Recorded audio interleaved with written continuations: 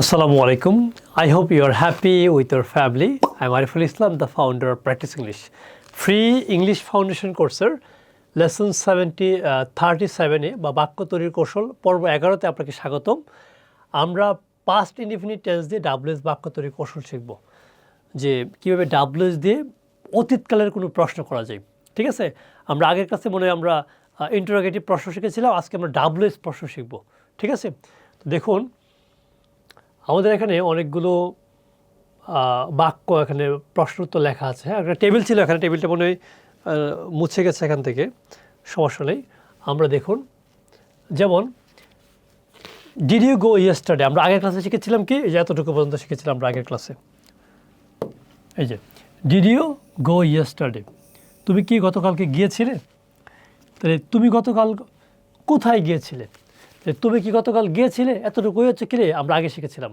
তাহলে কোথায় গিয়েছিলে, where did you go yesterday, তুমি গতকাল কোথায় গিয়েছিলে। এখন যদি বলি তুমি গতকাল কেন গিয়েছিলে, তাহলে কী হবে, এই যে এখানে হোয়ারের জায়গায়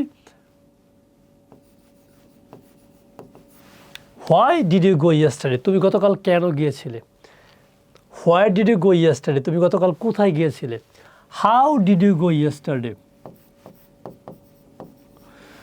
তুমি গতকাল কীভাবে গিয়েছিলে। How did you go yesterday. তারপর হচ্ছে কি when, when did you go yesterday, তুমি গতকাল কখন গিয়েছিলে। এখন যদি বলি যে with home,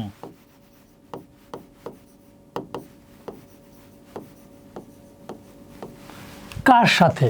with whom did you go yesterday, তুমি গতকাল কার সাথে গিয়েছিলে।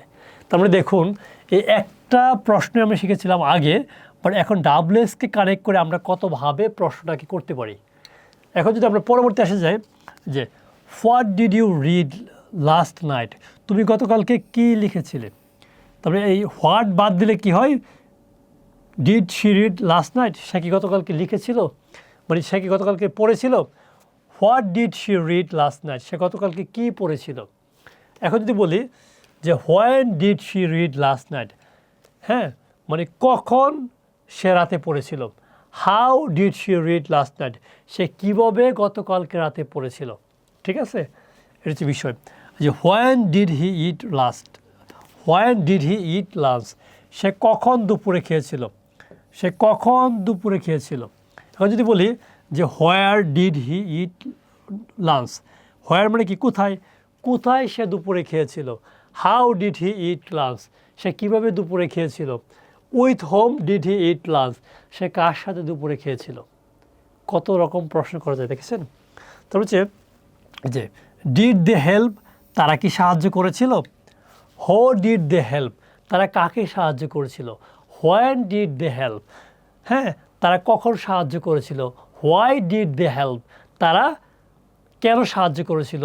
হোয়ার ডিড দে হেল্প, তারা কোথায় সাহায্য করেছিল। কত রকম প্রশ্ন। তার হচ্ছে ডিড ইউ স্টাডি ইংলিশ, আপনি কি ইংরেজি পড়েছিলেন। তাহলে why did you study English, আপনি কেন ইংরেজি পড়েছিলেন। How did you study English, আপনি কীভাবে ইংরেজি পড়েছিলেন। Why did you study English, আপনি কেন ইংরেজি পড়েছিলেন।